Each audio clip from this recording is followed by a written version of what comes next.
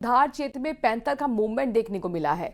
मकोडिया गांव के पास खेत में ये पैंथर देखने को मिला। खेत पर जा रहे किसान पर हमला तक कर दिया गया। हमले में किसान कालूलाल घायल हुआ है। किसान की चीख पुकार सुनते ही आसपास के ग्रामीण मौके पर पहुंच गए। लाठियों से पैंथर को खदेड़ने की कोशिश की और उस दिन ही पैंथर भागता हुआ भी नजर आया। घायल किसान को फिलहाल सीएचसी में भर्ती कराया गया। सूचना पर वन विभाग की टीम भी पहुंची है और बताया जा रहा है कि जल्दी पैंथर को पकड़ने की कोशिशें भी शुरू होंगी, लेकिन पैंथर का आतंक अब लोगों के बीच बढ़ता जा रहा है। इस घटना के बाद लोग दहशत में आ गए हैं। कंगदार ये क्षेत्र जहां पर पैंथर का मूवमेंट देखने को मिला, ये देखिए किस तरीके से वहां पर भगदड़ मच गई। तरुण शर्मा हमारे संवाददाता इस खबर पर जुड़ गए हैं। तरुण, क्या पहले भी इस जगह पर पैंथर का मूवमेंट देखा गया है? तरुण, आपको ऑडियो मिल रहा है? मुझे जी, ये जो सारा घटनाक्रम है ये झालावाड़ जिले की मध्य प्रदेश की सीमा के नजदीक गंगधार इलाके के मकोडिया गांव के पास का है, जहां पर कि पैंथर का मूवमेंट देखा गया है। और आज सुबह जब एक किसान अपने खेत की ओर जा रहा था और उसी दौरान पैंथर ने उस पर हमला कर दिया, जिसमें किसान घायल हुआ है। उसके बाद उसकी चीख पुकार सुनकर जो है ग्रामीण वहां पर मौके पर पहुंचे थे और उन्होंने लाठियां फटकार कर पैंथर को वहां से खदेड़ा है।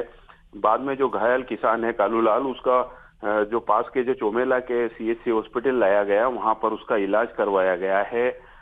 सारे मामले की सूचना मिलने के बाद गंगधार पुलिस भी मौके पर पहुंची थी और वन विभाग को भी सूचना दी गई है, जिसके बाद वन विभाग की टीम भी मौके के लिए रवाना की गई है। और साथ ही जो प्रशासन है और वन विभाग और पुलिस के अधिकारी हैं, उन्होंने ग्रामीणों से सतर्कता बरतने की अपील की है।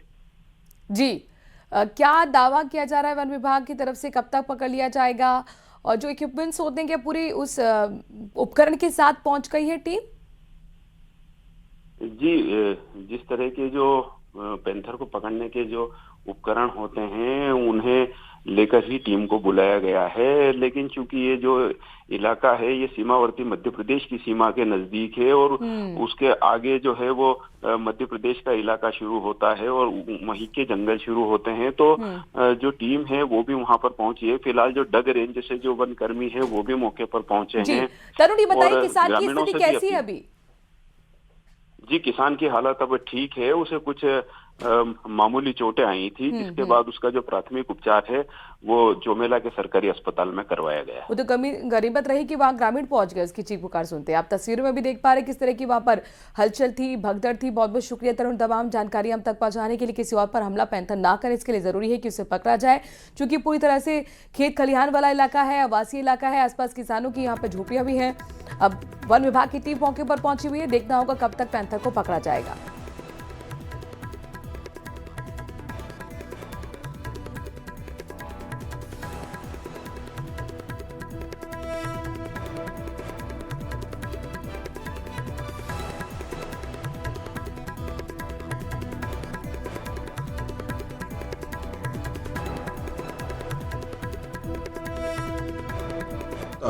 ज्ञान और विवेक से अपने पद के कर्तव्यों का भय या पक्षपात, अनुराग या द्वेष के बिना पालन करूंगा। भय या पक्षपात, अनुराग या द्वेष के बिना पालन करूंगा तथा मैं संविधान और विधियों की मर्यादा बनाए रखूंगा। तथा मैं संविधान और विधियों की मर्यादा बनाए रखूंगा।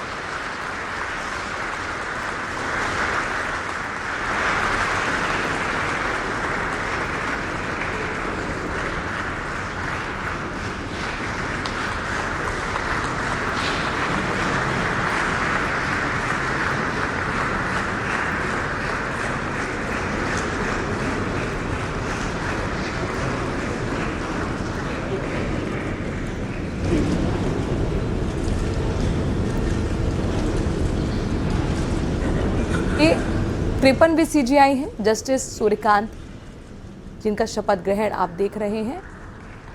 और सबसे पहले अपने देखिए किस तरह से माता पिता के बुजुर्गों का चरण स्पर्श करते हुए आशीर्वाद लेते हुए प्रधानमंत्री नरेंद्र मोदी से भी उन्होंने अभिवादन किया है हाथ जोड़कर। राष्ट्रपति मुर्मू ने उन्हें शपथ दिलाई। तो देश के 53वें सीजीआई के रूप में जस्टिस सूर्यकांत शर्मा शपथ ग्रहण समारोह उनका चल रहा है।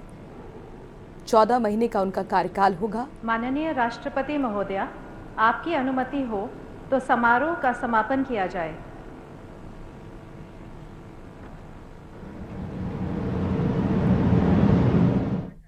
तो राजगान के साथ समापन होता है शपथ ग्रहण समारोह, आप दे रहे थे। बहरहाल खबरों में आगे बढ़ते हैं। सिरोही के पिंडवाड़ा से बड़ी खबर आपको बताते हैं। नेशनल हाईवे के अजारी फाटक पर सुबह एक ट्रेलर में आग लग गई। ट्रेलर में आग लगने से हड़कंप मच गया, अफरा तफरी मच गई। आग लगने के बाद ड्राइवर ने कूदकर अपनी जान बचा ली। फिर राहगीरों से मदद की गुहार लगाई गई। पास में ही चल रहे ब्रिज के काम में पानी के टैंकर ने मौके पर पहुंचकर आग बुझाई है। तस्वीर आपके सामने, जहां पर देखिए किस तरह से ट्रेलर में अचानक से आग लग गई। आग लगने से ट्रेलर के पिछले हिस्से में काफी नुकसान हुआ है। पानी का टैंकर कुछ ही दूरी पर था, पहुंचा सूचना मिलते ही और आग पर काबू पाया गया। एक्सक्लूसिव तस्वीरें आपको आग के तांडव की दिखा रहे हैं। ये नेशनल हाईवे है, लिहाजा कुछ देर के लिए ट्रैफिक भी बाधित रहा है। अजारी फाटक पर सुबह एक ट्रेलर में अचानक से आग लगी। ट्रेलर में आपको बता दें कि आग लगने से वहां पर अफरा तफरी का माहौल हो गया। तुरंत जानकारी दी गई फायर ब्रिगेड को, लेकिन इससे पहले बताया जा रहा है कि खुद ही राहगीर वहां पर पहुंच गए थे अपने स्तर पर मदद करने के लिए। जो ब्रिज है वहां पर काम चल रहा था, लिहाजा पानी की टैंकर वहीं पहुंची हुई थी। तुरंत कुछ ही मिनट्स के अंदर पानी की टैंकर घटनास्थल पर भी पहुंची और आग पर काबू पाया गया। लेकिन तब तक ये ट्रेलर का जो पिछला हिस्सा था वो जलकर खाक हो गया। आप देखिए पूरे इलाके में इस वक्त धुआं धुआं आपको नजर आ रहा होगा। ये नेशनल हाईवे है।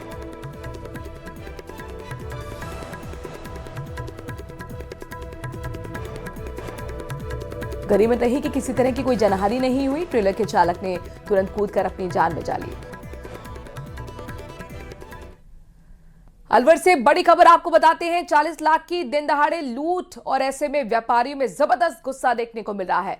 लिहाजा व्यापार महासंघ अग्रवाल धर्मशाला में बैठक करता हुआ नजर आया। सुबह 10 बजे से दोपहर 12 बजे तक के लिए आज पूरे बाजार को बंद रखने का फैसला लिया गया है।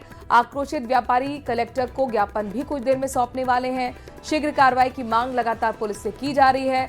राधा ज्वेलर्स पर आपको बता दें कि 40 लाख रुपए की लूट की गई थी दिन दहाड़े, और ऐसे में तो तमाम स्वर्णकार हैं, तमाम व्यापारी हैं, जबरदस्त उनमें गुस्सा है। मांग कर रहे हैं कि पुलिस से गश्त बढ़ाई जाए, साथ ही सुरक्षा प्रोवाइड कराई जाए। एक बैठक की तस्वीर आपके सामने है जहां पर यह फैसला लिया गया है कि आज बाजार बंद करके विरोध प्रदर्शन करेंगे। दिन दहाड़े 40 लाख की लूट ये दिखाती है कि कहीं ना कहीं कानून का खौफ बदमाशों के अंदर नहीं है। आपको सीसीटीवी फुटेज भी दिखा रहे हैं जहां पर देखिए किस तरीके से दिन दहाड़े लूटपाट की जा रही है। ज्वेलरी शॉप पर व्यापार महासंघ अग्रवाल धर्मशाला में बैठक करता हुआ नजर आया था कल, और यह फैसला लिया गया था कि आज के लिए 10 से 12 बजे तक बंद रहेगा बाजार। तो सुबह के 10 बज चुके हैं, बाजार बंद है 2 घंटे के लिए। आक्रोशित व्यापारियों का ये एक तरीका है अपना विरोध करने का। कुछ ही देर में कलेक्टर भी जाएंगे रैली के रूप में और वहां पर कलेक्टर को ज्ञापन भी सौंपेंगे। मांग यही है कि जल्द से जल्द लूटपाट करने वालों को गिरफ्तार किया जाए। नितिन हमारे संवाददाता इस खबर पर ज्यादा जानकारी के साथ जुड़ गए। नितिन, बंद का कितना असर, और जाहिर तौर पर ये एक ऐसी घटना है जो आक्रोशित लोगों को करती है, खासतौर पर व्यापारी जिनका सीधा काम ही बाजार में बैठना है, अपनी वहां पर तमाम दिनचर्या को रखना है। अब किस तरह का माहौल वहां पर दिख रहा है? जी बिल्कुल, जो ये सराफा व्यापारी है, इसके साथ में जो लूट की वारदात की जो घटना हुई है उसको लेकर जो है सराफा व्यापार समिति और स्वर्णकार समाज में भारी आक्रोश देखने को मिल रहा है।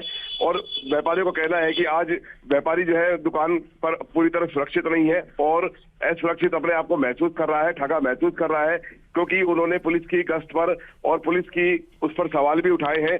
साथ ही ये जो मामला था, ये सैलको सर्किल के समीप राधा ज्वेलर्स का ये मामला था, जहां पर 3 बदमाश आए थे। पहले बदमाश ने दुकान के बाहर जो है पिस्टल लगा के रखी थी, दूसरे बदमाश ने अंदर घुसकर व्यापारी के जो है गर्दन पर दरात रख दिया था, और तीसरा जो बदमाश था, तीसरे बदमाश ने जो बैग लेकर आया था उसमें से तिजोरी में से जो है आभूषण और नकदी लेकर फरार हो गया। करीब 40 लाख रुपए की लूट की ये वारदात की घटना है। पुलिस इस पूरे मामले की जांच पड़ताल कर रही है। वहीं जो व्यापारी है उनमें भी भारी आक्रोश देखने को मिल रहा है कि आज व्यापारी जो है पूरी तरह से सुरक्षित है, क्योंकि किसी भी तरह की उनकी कोई सुरक्षा नहीं है। उसको लेकर आज स्वर्णकार समाज और सराफा व्यापार समिति द्वारा जो है 2 घंटे का अपने अपने प्रतिष्ठान बंद करके जो है मिनी सचिवालय पहुंचेंगे और एसपी कलेक्टर को ज्ञापन देंगे। शुक्रिया नितिन, तमाम जानकारी हम तक पहुंचाने के लिए। कुछ ही देर में कलेक्टर पहुंचने वाले हैं। ये तमाम व्यापारी जो ज्ञापन सौंपकर अपनी मांगों को सामने रखेंगे। मांग यही है कि गश्त पुलिस बढ़ाए और कार्रवाई करे। और अब बात कांग्रेस की करते हैं। दरअसल लंबे इंतजार और कई चरणों की रायशुमारी के बाद कांग्रेस ने आखिरकार शनिवार रात राजस्थान में अपने 45 नए जिला अध्यक्षों की सूची जारी कर दी। पार्टी से राहुल गांधी के ड्रीम प्रोजेक्ट संगठन सृजन अभियान का पहला और निर्णायक मोड़ मार रही है। लेकिन इस सूची में जयपुर शहर, प्रतापगढ़, राजसमंद, झालावाड़, बारां के नाम फिलहाल रोक दिए गए हैं। कांग्रेस ने लंबे इंतजार के बाद 22 नवंबर की रात को जिलाध्यक्षों की नई सूची जारी कर दी। कांग्रेस ने राजस्थान में 45 जिलाध्यक्षों की नियुक्ति की है। 37 जिलों में नए जिलाध्यक्ष बनाए गए, जबकि 8 जिलों में मौजूदा जिलाध्यक्षों को मौका दिया गया है। 45 जिलाध्यक्षों में से सामान्य वर्ग से 8, एससी से 9, एसटी से 8, ओबीसी से 16 और अल्पसंख्यक वर्ग से 4 चेहरों को मौका दिया गया है। 45 जिलाध्यक्षों में 7 महिलाएं भी शामिल हैं। कि राहुल जी और खड़गे साहब जी की सोच है कि जो लोग चाहते हैं वो संगठन का जिलाध्यक्ष और संगठन में पदाधिकारी बने, और उसके बाद में जो उसको टास्क दिया जाए संगठन का वो पूरी तरीके से करे। राहुल जी और खड़गे साहब का ये कहना है कि हम 6 महीने के अंदर इनके काम की दोबारा समीक्षा करेंगे, और कहीं कोई कमी खामी पाई गई तो उसके ऊपर फिर एआईसीसी दोबारा फैसला करेगी। मैं समझता हूं अभी जो समय है वो बहुत महत्वपूर्ण समय है, क्योंकि एसआईआर के माध्यम से भारतीय जनता पार्टी चुनाव आयोग से मिलकर के हमारे कांग्रेस आइडियोलॉजी के वोट काटने पे तुली हुई है। रविवार को नवनियुक्त जिलाध्यक्ष जयपुर स्थित पीसीसी वॉर रूम पहुंचे, जहां पीसीसी चीफ गोविंद सिंह डोटासरा ने उनका स्वागत किया। डोटासरा ने बताया कि सभी जिलाध्यक्षों का 1 दिवसीय प्रशिक्षण दिल्ली में राहुल गांधी और राष्ट्रीय अध्यक्ष मल्लिकार्जुन खड़गे की मौजूदगी में आयोजित होगा। दिल्ली के अंदर इनका सभी लोगों का जो है वो एक प्रशिक्षण 1 दिन का रहेगा। राहुल जी, खड़गे साहब सब लोग आएंगे, और उसके बाद में यहाँ पर हमारा 10 दिन का या 7 दिन का जो भी एआईसीसी बताएगी उस हिसाब से इनका प्रशिक्षण होगा। और उसके बाद में संगठन का रिस्ट्रक्चर हम लोग किस तरीके से करेंगे वो एआईसीसी से हम गाइडलाइन लेंगे। प्रभारी रंधावा साहब के मार्फत हम लोग गाइडलाइन लेंगे। पहली नजर में क्षेत्र और जाति के तमाम समीकरणों को भरसक साधने का प्रयास किया गया। इसके बावजूद इस सूची ने राजनीतिक गलियारों में नई हलचल शुरू कर दी है। 3 जिलों के नाम तकनीकी कारणों से रोक दिए गए। इसके अलावा 2 जिलों की सूची पहले ही उपचुनाव की वजह से लंबित थी। ऐसे में अब कुल 5 जिलों के नए अध्यक्षों का ऐलान बाकी है। जयपुर शहर, राजसमंद, प्रतापगढ़, बारां और झालावाड़ में मामला फंसा है। खास बात यह है कि राजधानी जयपुर के जिलाध्यक्ष का नाम भी इस बार घोषित सूची से बाहर रखा गया है, जिसने राजनीतिक चर्चाओं को और तेज कर दिया है। जयपुर जिलाध्यक्ष कौन बनेगा, इसमें लेकर पुष्पेंद्र भारद्वाज, डॉक्टर सुनील शर्मा और वर्तमान जिलाध्यक्ष आर तिवारी जो जमीन से जुड़े हुए कांग्रेसी हैं, तो मैं कहूंगा कि जयपुर जिले में 2 धनाढ्यों के बीच में एक आम कार्यकर्ता, एक गरीब कार्यकर्ता आर तिवारी, तो क्या जयपुर में जो जिलाध्यक्ष की घोषणा होगी उसमें धनबल जीतेगा या कार्यकर्ता बल जीतेगा, ये भी देखने लायक रहेगा। कांग्रेस आज अपने संगठन को खड़ा करने का दिखावा भले ही कर रही हो, और दिखावा करने के लिए ये के प्रकार इन्होंने जिलाध्यक्ष की घोषणा जरूर कर ली हो, परंतु ये तमाम लोग ना तो कांग्रेस का भला कर पाएंगे और कम से कम देश में तो इनका योगदान शून्य ही रहेगा। दावा है कि कांग्रेस पार्टी के इन जिलाध्यक्षों की नियुक्ति राहुल गांधी के निर्देश पर की गई रायशुमारी के आधार पर की गई है, लेकिन सियासत की गहरी समझ रखने वाले जिलाध्यक्षों की लिस्ट पर गहरे सवाल उठा रहे हैं कि इसमें कई आरोपों का जो सिलसिला है वो बड़ा लंबा है। कहते हैं पूर्व मंत्री रमेश मीणा, पूर्व मंत्री गोविंदराम मेघवाल और पूर्व राज्य मंत्री का दर्जा प्राप्त हनुमानगढ़ से जिलाध्यक्ष बनाने के लिए पवन गोदारा ने मेल के जरिए कांग्रेस आला कमान को शिकायत की और कांग्रेस आला कमान ने, जिसमें पार्टी के राष्ट्रीय अध्यक्ष खड़गे को भी शिकायत की गई है। यानी कुल मिलाकर अशोक गहलोत को भी कहीं न कहीं पहली बार जिला अध्यक्षों में दरकिनार किया गया है।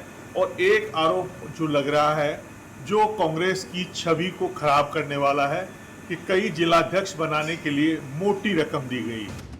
जिला अध्यक्ष नियुक्ति में पार्टी ने विभिन्न जिलों में जातीय सामाजिक संतुलन को साधने, युवा चेहरों को अवसर देने और आगामी राजनीतिक चुनौतियों को देखते हुए ये फेरबदल किया है। कई जिलों में पुराने पदाधिकारियों की जगह नए चेहरे लाए गए हैं, जबकि कुछ जगहों पर अनुभवी नेताओं पर ही भरोसा जताया गया है। सूत्रों के अनुसार कांग्रेस हाईकमान पिछले कुछ समय से राजस्थान संगठन को मजबूत करने की रणनीति पर काम कर रहा था, ताकि आने वाले पंचायत और नगरीय निकाय चुनाव में पार्टी बेहतर प्रदर्शन कर सके। ये नियुक्तियां राहुल गांधी के दिशा निर्देशों के तहत की गई रायशुमारी की प्रक्रिया के आधार पर अंतिम रूप से तय की गई है, जिससे संगठनात्मक पारदर्शिता और स्थानीय समीकरणों को साधने की रणनीति माना जा रहा है। न्यूज़ 18 राजस्थान के लिए जयपुर से अरबाज अहमद की रिपोर्ट। जोधपुर जिला कांग्रेस में बगावत देखने को मिली है। सोशल मीडिया पोस्ट पर पूर्व जिला अध्यक्ष ने सवाल उठा दिए। पूर्व कांग्रेस जिला अध्यक्ष सैयद अंसारी ने पूर्व सीएम अशोक गहलोत पर गंभीर आरोप लगाए हैं, जिसमें खुद की जीत के लिए मुस्लिमों के इस्तेमाल के आरोप लगाए गए। मुस्लिमों को सत्ता में भागीदारी नहीं देने का आरोप लगाया। बता दें कि सैयद अंसारी 18 साल तक कांग्रेस के जिला अध्यक्ष रहे हैं और एक समय में गहलोत के सबसे करीबी भी माने जाते रहे।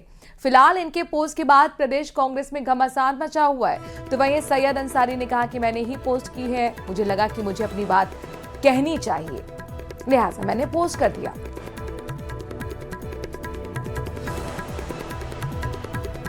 कुछ नहीं, मेरी जो भावना थी, जो मैसेज आ रहे थे व्हाट्सएप पे कि साहब मुसलमान को अध्यक्ष हमने बनाया, 3 बार टिकट दी है, मुसलमानों का रिजल्ट नहीं है, तो यार अध्यक्ष में तो काम मैंने ईमानदारी से किया